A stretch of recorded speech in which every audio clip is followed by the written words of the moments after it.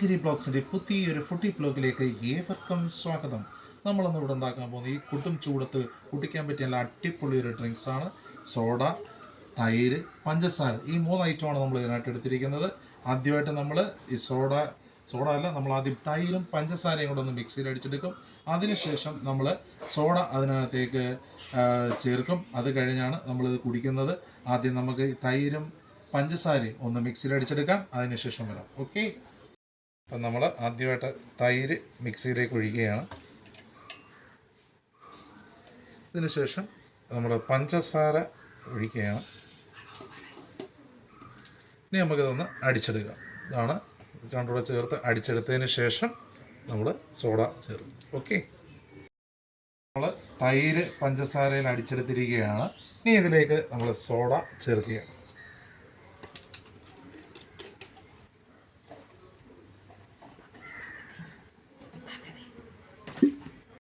ഇത് പകർന്ന് എടുക്കാം. നല്ല കരിക്കൻ ഷേക്ക് പോലെ ഇരിപ്പുണ്ട്. നമുക്കൊന്ന് ടേസ്റ്റ് ചെയ്ത് നോക്കാം.